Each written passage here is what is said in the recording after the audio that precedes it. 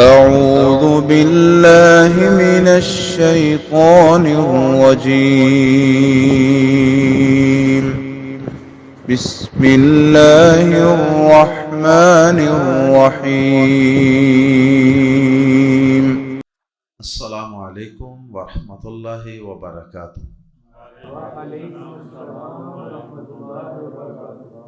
سورۃ المومن آیت نمبر 51 سے 59۔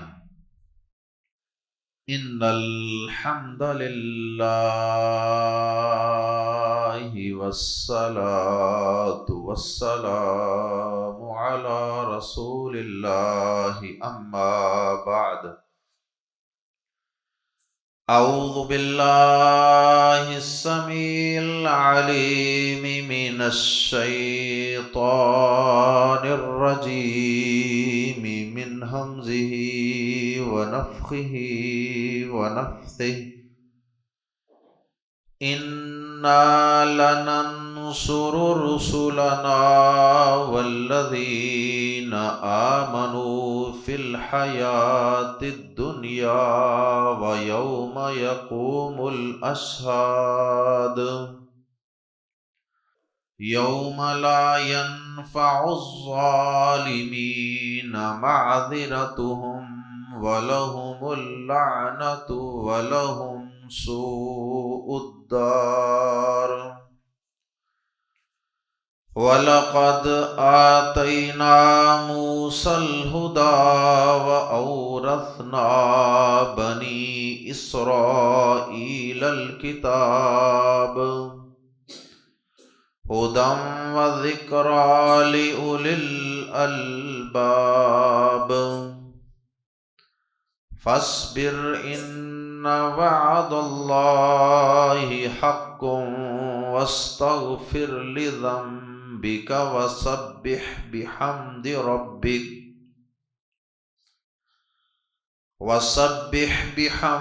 ربك بالعشي والإبكار۔ ان الذين يجادلون في آيات الله بغير سلطان أتاهم إن في صدورهم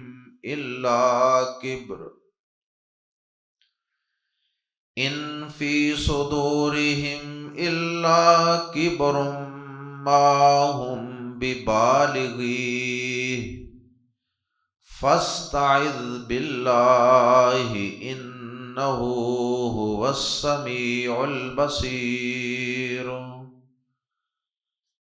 لخلق السماوات والارض اکبر من خلق الناس ولکن اکثر الناس لا يعلمون۔ وما يستوي الأعمى والبصير والذين آمنوا وعملوا الصالحات ولا المسيء قليلا ما تتذكرون۔ ان الساعة لآتية لا ريب فيها ولكن أكثر الناس لا يؤمنون۔ سورت کے آغاز سے اللہ رب العزت نے حضرت نوح علیہ السلام کا، حضرت موسیٰ علیہ السلام کا اور دیگر ایمان والوں کا ذکر کیا، اور پھر اللہ پاک نے ان کے مقابلے میں ضد، ہٹ درمی اور تکبر کی وجہ سے کھڑے ہونے والے ان کے مخالفین کفار و مشرکین کا تذکرہ کیا، اور پھر اللہ پاک نے حضرت نوح علیہ السلام، حضرت موسیٰ علیہ السلام اور ایمان والوں کی کس طرح مدد فرمائی، اور ان کے دشمنوں کو جو اللہ کی آیات میں کج باسیاں کرتے تھے، بحث و تکرار کرتے تھے، تکبر کرتے تھے، انبیاء کرام کے ساتھ ضدیں باندھتے تھے، اللہ پاک نے ان کی ذلت و خاریوں کا تذکرہ کیا، ان کی تباہیوں بربادیوں کا تذکرہ کیا، ان کے جہنم کے اندر برے انجام کا تذکرہ کیا۔ اب اللہ رب العزت نے سب سے پہلی آیت مبارکہ میں بڑے ہی زوردار الفاظ کے ساتھ، وضاحت اور صراحت کے ساتھ اپنے قانون کے طور پہ اس بات کا تذکرہ کیا کہ ہم اپنے رسولوں کی اور ان پر ایمان لانے والے عاجز بندوں کی، مومنین کی ضرور بے ضرور مدد کرتے ہیں، چاہے دنیا کی زندگی ہو چاہے تو آخرت کی زندگی ہو، ہم ان کی مدد ضرور بے ضرور کرتے ہیں۔ اب یہ مدد اللہ رب العزت کی کئی انداز سے آتی ہے۔ بظاہر انبیاء کرام پہ تکلیفیں بھی آئیں، آزمائشیں بھی آئیں، ایمان والوں پر ظلم و ستم کے پہاڑ بھی توڑے گئے، یہ ان کی آزمائش کے لیے تھا، ان کے ایمان کی مضبوطی اور استقامت کو چیک کرنے کے لیے تھا، اور اس کے ذریعے بھی اللہ پاک نے ان کے درجات اور ان کے مقام کو مزید بلند کر دیا۔ لیکن مجموعی طور پہ اللہ پاک نے کئی طریقوں سے اپنے ایمان والے بندوں کی مدد فرمائی۔ سب سے پہلی اللہ کی مدد کی صورت تو یہ ہے جو انبیاء کرام کو اور ان کے ایمان والے ساتھیوں کو حاصل رہی، وہ یہ ہے کہ ان کا دشمن ان کے مقابلے میں چاہے کتنا ہی بڑا طاقتور کیوں نہ تھا، اس نے ان کو، ایمان والوں کو، چاہے کتنے ہی بڑے بڑے لالچ کیوں نہ دے دیے، لیکن وہ ایمان والے نہ تو اس کے لالچ میں آئے اور نہ اس کے ڈراوے اور دھمکیوں میں آئے، بلکہ وہ حق پر ثابت قدم رہے۔ جیسا ابھی ہم نے پچھلے اسباق میں حضرت موسیٰ علیہ السلام کا قصہ پڑھا ہے، اللہ اکبر، اور پھر ضمناً ہم نے اصحاب الاخدود کے ایک بچے کا تذکرہ بھی کیا تھا کہ جسے بادشاہ نے مارنے کی ہر کوشش کی۔ پھر جادوگروں جو موسیٰ علیہ السلام کے مقابلے میں آئے تھے، ان کے ایمان لانے کا قصہ، فرعون کی بڑی بڑی دھمکیوں کے باوجود ان کا ایمان پر ڈٹ جانا، کیا یہ سارا کچھ اللہ کی مدد کے بغیر ممکن ہے؟ یہ اللہ تعالیٰ کی طرف سے اس کے رسولوں اور ایمان والوں کی مدد کی ایک بڑی واضح اور کلیئر صورت ہے، جس طرح اللہ پاک نے سورہ حامیم سجدہ میں بھی فرمایا، ان الذین قالوا ربنا اللہ ثم استقاموا تتنزل علیہم الملائکۃ الا تخافوا ولا تحزنوا وابشروا بالجنۃ التي کنتم توعدون نحن اولیاؤکم فی الحیاۃ الدنیا وفی الآخرہ۔ اس میں بھی ایمان والوں کی استقامت کا تذکرہ ہے اور اللہ تعالیٰ کی طرف سے فرشتوں کے اترنے کا تذکرہ ہے، اور اللہ پاک نے ان آیات میں یہ بھی فرمایا کہ ہم ان اپنے ایمان والوں کے بندوں کی دنیا میں بھی ولی اور دوست ہیں اور آخرت میں بھی۔ اسی طرح اللہ کی مدد کی ایک صورت دلیل اور برہان کا غلبہ، ایمان والوں کو اور رسولوں کو اللہ پاک نے دلیل کے میدان میں کبھی بھی نیچے نہیں لگنے دیا، پست نہیں ہونے دیا، ہمیشہ دلیل کے میدان میں ایمان والے اور انبیاء کرام ہی فتح یاب رہے، غالب رہے۔ ابراہیم علیہ السلام کا بادشاہ کے ساتھ، جسے نمرود کہا جاتا ہے، اس کے ساتھ مکالمہ پڑھ لیجئے، اسی طرح موسیٰ علیہ السلام کا فرعون کے ساتھ مکالمہ، قرآن مجید میں جا بجا بیان ہوا، کسی جگہ بھی دلیل کے میدان میں ایمان والے شکست نہیں کھایا کرتے۔ اور ابھی ماضی قریب میں ہمارے پڑوس ملک میں ایک مفتی صاحب کا ایک ملحد اور خدا کے منکر بدبخت کے ساتھ مناظرہ جو پوری دنیا میں لائیو دیکھا گیا، وہ بھی اس کی ایک بہت بڑی دلیل ہے۔ کس طرح اللہ پاک نے دلیل کے میدان میں اللہ کو ماننے والوں کو اللہ کے منکروں پر غلبہ عطا فرمایا۔ اور مدد کی ایک صورت یہ ہوتی ہے کہ اللہ پاک بعض اوقات اپنے بندوں کی مدد اس طرح بھی کرتا ہے کہ وہ ان پر کیے جانے والے ظلم زیادتیوں کا ان کے دشمنوں سے بدلہ لیتا ہے۔ جیسے قوم نوح کو، قوم عاد، سمود، یہ جتنی قومیں پیغمبروں کو ستاتی رہیں، ان کو اللہ پاک نے دنیا میں ہی نشان عبرت بنا دیا۔ تو یہ غلبہ نہیں تو اور کیا ہے؟ اللہ اکبر۔ اور کبھی کبھی اللہ پاک اپنے ایمان والے بندوں کی یوں بھی مدد فرماتا ہے کہ ان کو اقتدار کی شکل میں بھی، حکومت سلطنت کی شکل میں بھی اللہ پاک انہیں غلبہ عطا فرما دیتا ہے۔ جس طرح حضرت داؤد علیہ السلام، حضرت سلیمان علیہ السلام، انہیں اللہ پاک نے غلبہ عطا فرمایا۔ بعض نبیوں کو جو مدد کی میں نے مختلف صورتیں بیان فرمائی ہیں، بعض نبیوں کو اور ایمان والوں کو ان مدد کی مختلف صورتوں میں سے کوئی ایک صورت میسر رہی، کسی کو اللہ پاک نے 2 صورتوں میں ان کی مدد فرمائی، کسی کی 3 صورتوں میں۔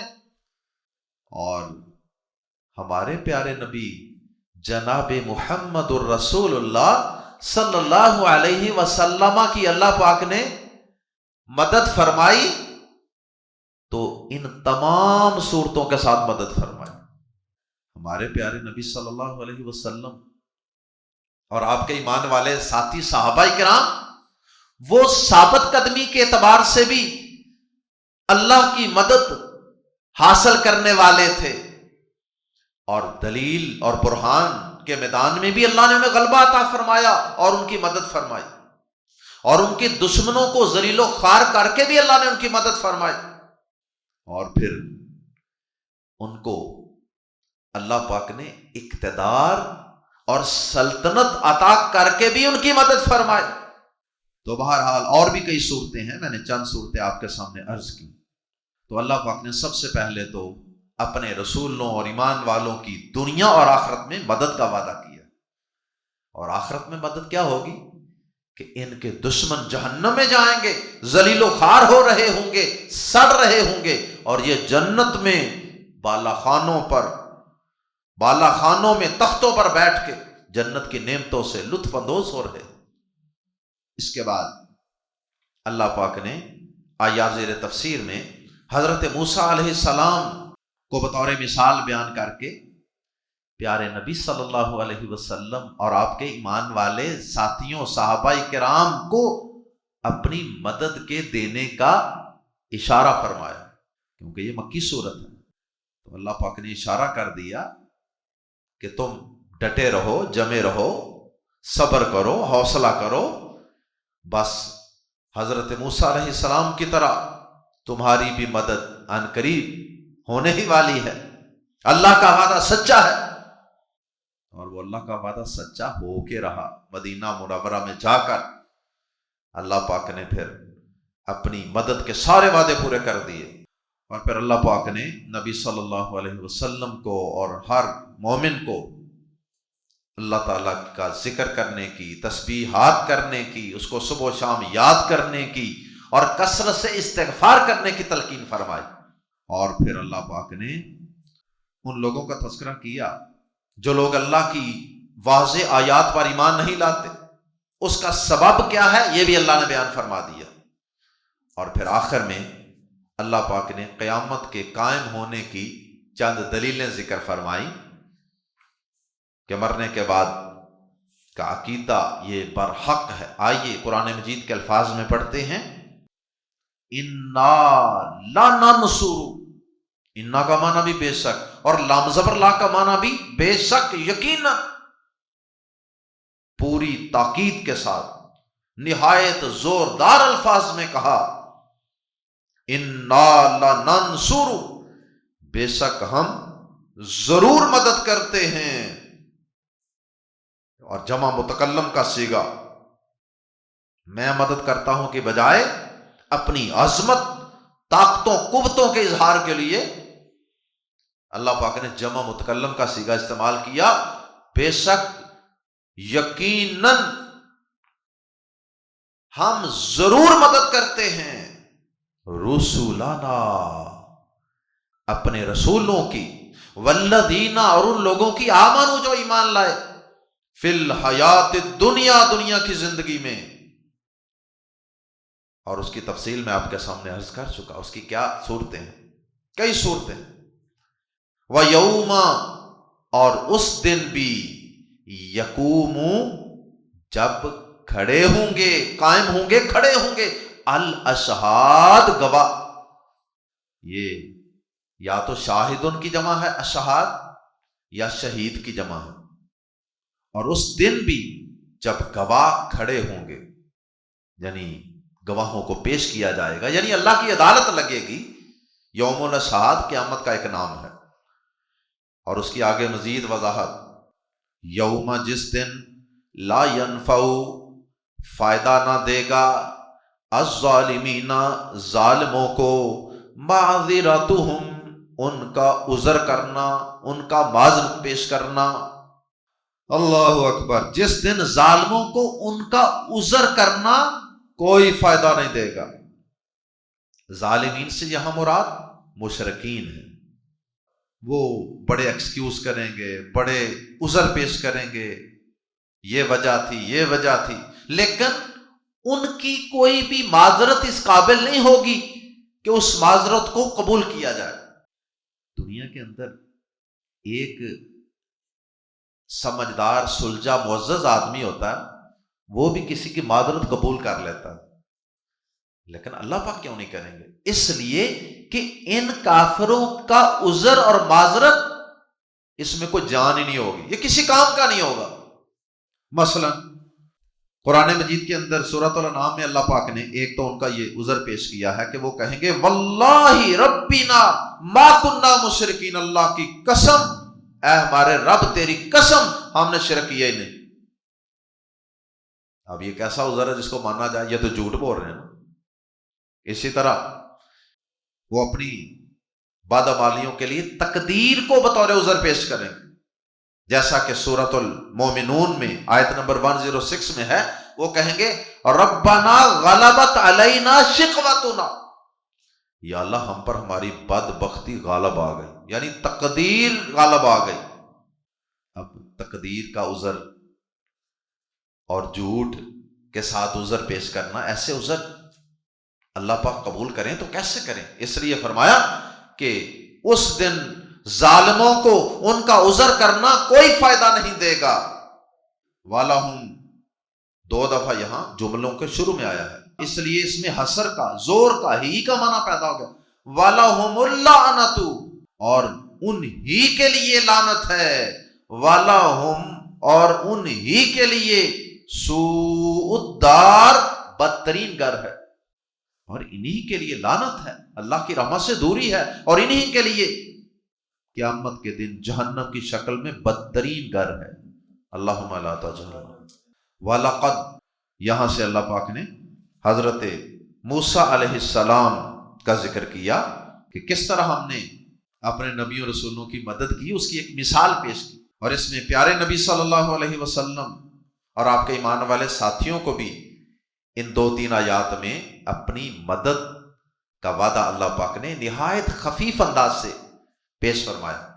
وَلَقَدْ، اور بلا شبہ یقیناً، آتینا، ہم نے دی، موسیٰ کو علیہ السلام، الہدا، ہدایت، اور بلا شبہ یقیناً ہم نے موسیٰ علیہ السلام کو ہدایت دی.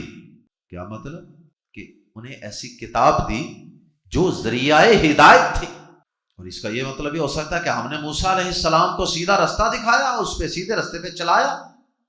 وَأَوْرَثْنَا، اور ہم نے وارث بنایا، بنی اسرائیل، بنی اسرائیل کو الکتابہ کتاب کا۔ انبیاء کرام جب دنیا سے جاتے ہیں نا، پیارے نبی صلی اللہ علیہ وسلم نے فرمایا کہ انبیاء کرام کوئی مال و دولت، دنیا کا مال و دولت ورثے میں چھوڑ کر نہیں جاتے۔ آپ نے فرمایا کہ ان العلماء ورثۃ الانبیاء، علماء علم والے لوگ جو ہے نا وہ اصل میں نبیوں کے وارث ہوتے ہیں۔ تو انبیاء کرام اپنی وراثت میں علم چھوڑ کر جاتے ہیں۔ اللہ اکبر۔ تو اسی چیز کا اللہ پاک نے یہاں تذکرہ کیا، وَأَوْرَثْنَا بَنِي إِسْرَائِيلَ الْكِتَابَ۔ موسیٰ علیہ السلام دنیا سے تشریف لے گئے تو ان کی قوم بنی اسرائیل کو ان کی کتاب تورات کا وارث بنا دیا۔ ہدم و ذکر لأولی الالباب، ہدن جو ہدایت تھی، و ذکر اور نصیحت تھی۔ ذکر کا معنی نصیحت بھی ہوتا ہے اور اس کا معنی یاد دہانی، ریمائنڈر بھی ہوتا ہے۔ قرآن پڑھ کے یا تورات پڑھ کے، اللہ کی کتاب پڑھ کے انسان کو بھولی ہوئی باتیں یاد آ جاتی ہیں نا، جیسے ہم اپنی موت کو بھول جاتے ہیں، آخرت کو بھول جاتے ہیں، عذابوں کو بھول جاتے ہیں، اللہ کو بھول جاتے ہیں۔ تو یہ کتابیں یہ نصیحت کا سامان بھی ہیں اور یہ یاد دہانی کا کام بھی کرتی ہیں۔ تو تورات میں بھی یہ دونوں اوصاف موجود تھے۔ وہ الگ بات ہے کہ ان ظالموں نے اس کتاب کے ساتھ اچھا سلوک نہیں کیا اور اس میں تحریف اور تبدیلیاں، جیسا کہ سورۃ البقرہ اور دیگر مقامات پہ موجود ہے۔ اب یہاں اللہ پاک نے زیادہ مفصل بات کو مختصر انداز میں اشارتاً بیان کر دیا ہے۔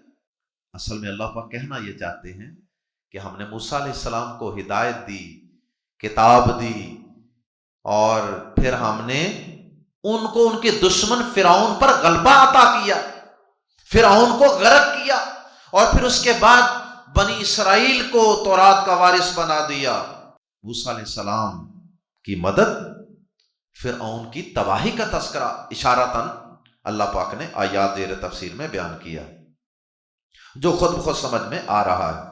اس لیے اللہ پاک نے اگلی آیت میں نبی پاک صلی اللہ علیہ وسلم اور آپ کے ہر مومن ساتھی صحابی کو حکم دیا، فاصبر، پس صبر کر، پس صبر کیجئے، ان وعد اللہ، یہ مکہ والے کافر آپ کو تکلیفیں پہنچاتے ہیں، ایذائیں دیتے ہیں، ٹارچر کرتے ہیں، فاصبر، آپ صبر کیجئے، ان وعد اللہ، بے شک اللہ کا وعدہ حق کن، سچا ہے۔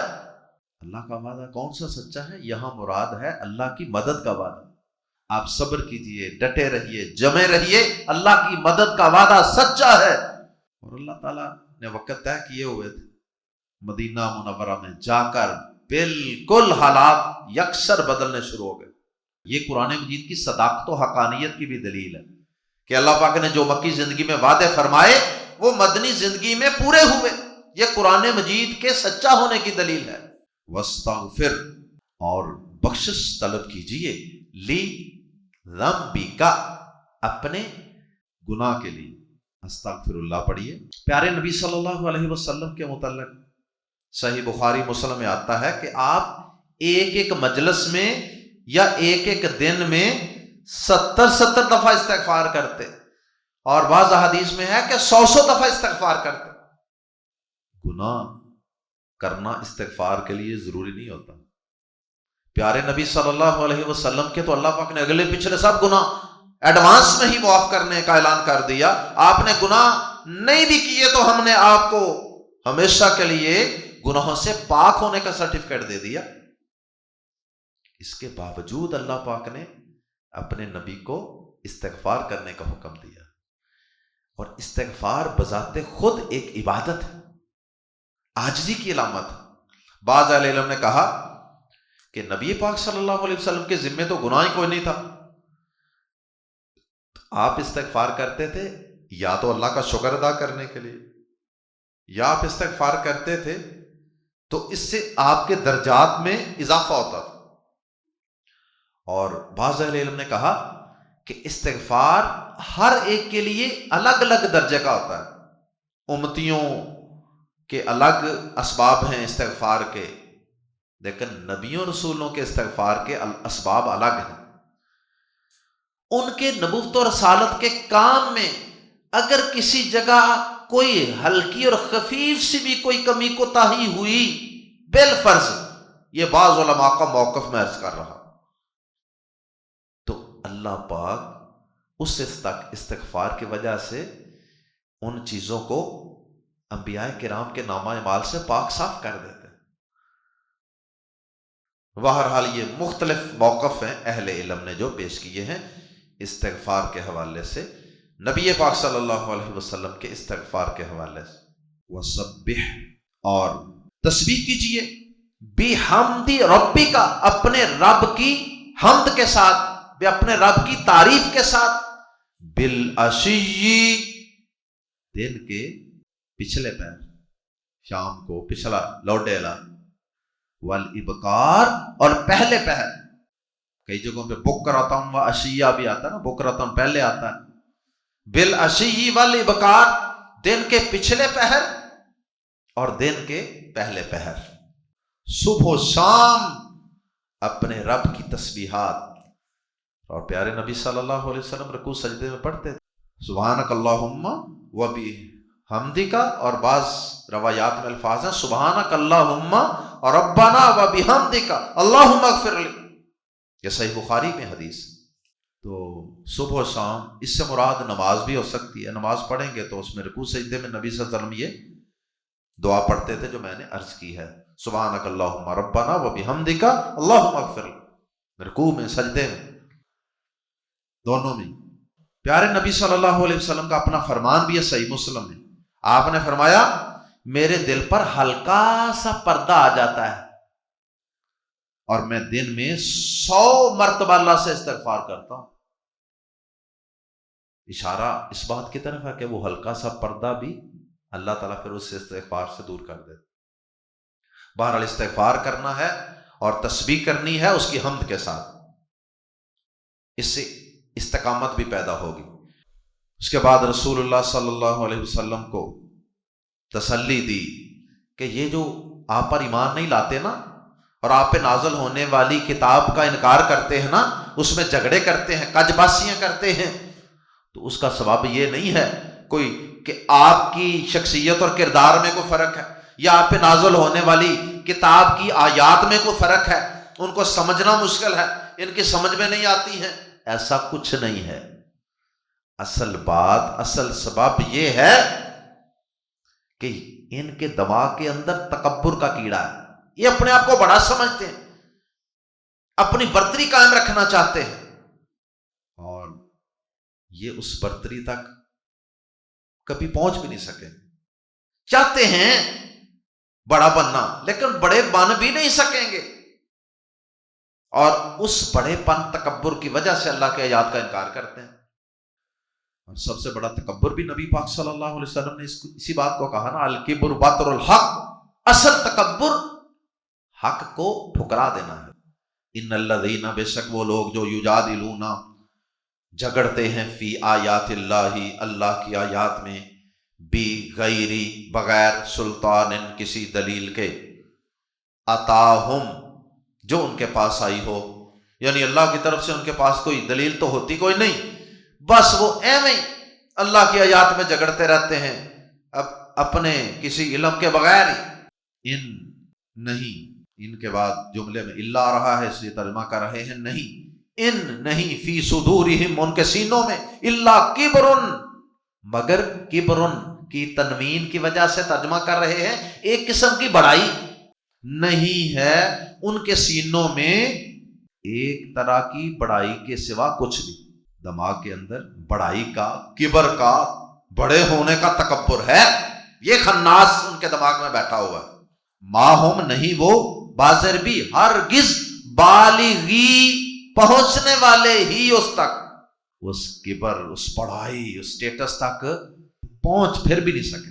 اللہ کی آیات کو ٹھکرا کے بھی یہ بڑے بن نہیں جائیں گے، جس طرح شیطان نے بھی تکبر کیا تھا، ابا واستکبر، اس نے بڑا بننا چاہا اور انکار کر دیا اللہ کے حکم کا۔ کیا وہ بڑا بن گیا؟ نہیں بنا۔ فاستعذ، بس اے نبی پاک صلی اللہ علیہ وسلم اللہ کی پناہ مانگیے، فاستعذ باللہ، بس آپ پناہ مانگیے اللہ کی، انہو بے شک وہ، هو السمیع سب کچھ سننے والا، البصیر سب کچھ دیکھنے والا۔ آپ ان کے شر سے، ان کی شرارتوں سے، ان کے کبر سے، ان کے تکبر سے اللہ کی پناہ مانگتے رہیں کہ اللہ ہمیں بچائے۔ اللہ تعالیٰ آپ کی سب باتوں کو سن رہا ہے، دیکھ رہا ہے، یہ تسلی ہے۔ کیا فکر نہ کریں، اللہ دیکھ رہا ہے، وہ بدلہ لے گا، وہ آپ کو غلبہ عطا فرمائے گا، آپ کی مدد کرے گا۔ اور ایسا ہی ہوا، اللہ نے مدد کی۔ اللہ اکبر۔ آخری آیات میں دوبارہ سے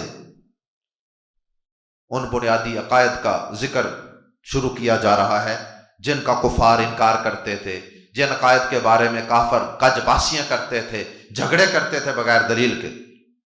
ان میں سے ایک یہ تھا، وہ کہتے تھے مرنے کے بعد کیسے زندہ ہوں؟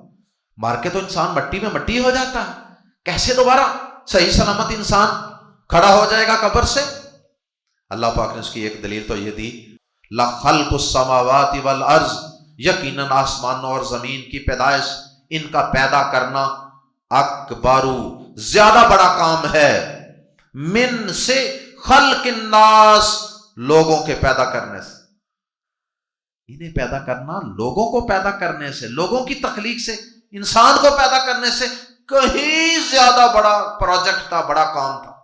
اب ایک انسان چھوٹا سا 5-6 فٹ کا، کیا حیثیت ہے اس کی ایک پہاڑ کے مقابلے میں؟ اور کائنات میں کتنے پہاڑ ہیں؟ ان گنت۔ اب اس کی کیا اوقات ہے ایک بہت بڑے درخت کے مقابلے میں جس کے اندر لاکھوں پتے ہیں؟ اس کی کیا اوقات ہے ایک زمین کے مقابلے میں؟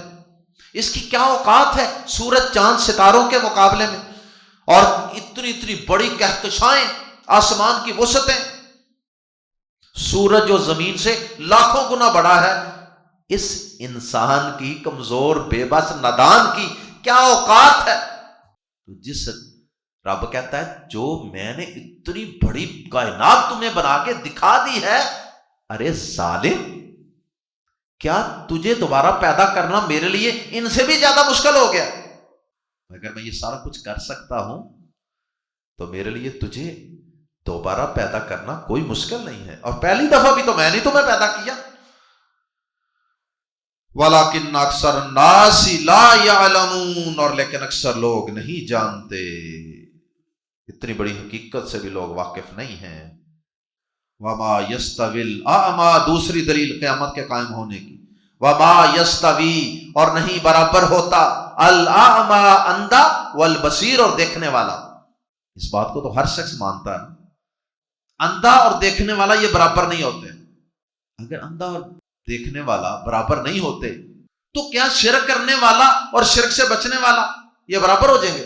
سود کھانے والا اور حرام سے بچنے والا یہ برابر ہو جائیں گے؟ نماز پڑھنے والا، اللہ کی عبادت کرنے والا اور نہ کرنے والا یہ برابر ہو جائیں گے؟ کیسے ہو سکتا ہے یہ برابر ہو جائیں؟ یہ برابر نہیں ہو سکتا۔ اگر تم یہ کہو کہ قیامت قائم نہیں ہوگی تو اس کا صاف مطلب یہ ہے کہ اچھے برے دونوں برابر، اس کا صاف مطلب یہ ہے اندھا اور دیکھنے والا برابر۔ اللہ اکبر۔ اللہ پاک نے اس کو دلیل کے طور پہ پیش کیا، وَمَا يَسْتَوِي الْأَعْمَى وَالْبَصِيرُ، اور نہ اندھا اور دیکھنے والا برابر ہوتا ہے، اسی طرح وَالَّذِينَ آمَنُوا وَعَمِلُوا الصَّالِحَاتِ، اور نہ ہی وہ لوگ جو ایمان لائے اور انہوں نے نیک اعمال کیے، وہ برابر ہوتے ہیں کس کے؟ وَلَلْمُسِیءُ، اور نہ وہ جو برائی کرنے والا ہے، مسیء برائی کرنے والا، سیئۃ برائی، اور مسیء برائی کرنے والا۔ جس طرح اندھا اور دیکھنے والا برابر نہیں نا، اسی طرح جو لوگ ایمان لائے اور اعمال صالحہ کرتے رہے ساری زندگی، وہ اور جو شخص برائی کرنے والا ہے یہ دونوں بھی برابر نہیں ہو سکتے۔ برائی کرنے والا اندھا ہے، ایمان والا، اعمال صالحہ کرنے والا یہ بینا ہے، دیکھنے والا۔ قلیلا ما تتذکرون، بہت کم ہے جو تم نصیحت حاصل کرتے ہو۔ اتنی بڑی باتیں تمہیں سمجھ نہیں آتی۔ ان الساعۃ، بے شک قیامت، لم زبر لا، یقیناً، آتیۃ، آ کر رہنے والی ہے، ضرور آنے والی ہے، لا ریب فیہا، اس میں کوئی شک نہیں، ولیکن اور لیکن اکثر الناس، اکثر لوگ، لا یؤمنون نہیں مانتے، لوگوں کی اکثریت ایمان نہیں لاتی۔ لیکن اللہ پاک فرماتے ہیں کہ بے شک قیامت ضرور آنے والی ہے۔ اللہ پاک کا انا اور لمز پر لا دو تاکیدوں کے ساتھ، جو کہ اکثر اہل علم کے نزدیک قسم کے برابر درجہ رکھتی ہیں، گویا کہ قسم کھا کے اللہ پاک کا، خالق کائنات کا زوردار انداز میں قسم اٹھا کر یہ کہنا کہ قیامت ضرور آنے والی ہے، لا ریب فیہا، اس میں کوئی شک نہیں، یہ بذات خود قیامت کے قائم ہونے کی ایک بہت بڑی دلیل ہے۔ وَلَكِنَّ أَكْثَرَ النَّاسِ لَا يَعْلَمُونَ، اور لیکن اکثر لوگ نہیں مانتے۔ کیوں نہیں مانتے؟ اس لیے کہ اگر قیامت کو مان لیں تو پھر ان کی سرکشی اور ان کی خواہشات نفس وہ پوری نہیں ہو سکتی۔ جس کا قیامت پر یقین ہوگا پھر وہ اپنے نفس کو چھتر بے مہار تو نہیں نہ چھوڑ سکتا، پھر اسے کنٹرول کرنی پڑیں گی اپنی دنیا کی حرام لذتیں اور ناجائز خواہشات، اور اس کے لیے انسان تیار نہیں ہے، جیسا کہ سورہ قیامہ کی آیت نمبر 5 میں اللہ پاک نے اس حقیقت کا تذکرہ فرمایا۔ اللہ پاک ہم سب کو اپنے ان بندوں میں شامل فرمائے جن کی مدد کے اللہ نے وعدے فرمائے ہیں۔ اللہ ہم سب کو ان لوگوں میں شامل فرما دے جو انبیاء کرام کے منہج اور ان کے مشن میں نبیوں کی مدد کرنے والے ہیں، ان کے معاون و مددگار بننے والے ہیں۔ اللہ ہمارا شمار ان لوگوں میں فرما دے جو قیامت کے دن زندہ ہونے پر دل و جان سے یقین رکھنے والے ہیں اور اس کی تیاری کے لیے کوشش کرنے والے ہیں۔ سبحانک اللہم و بحمدک، اشہد ان لا الہ الا انت، استغفرک و اتوب الیک۔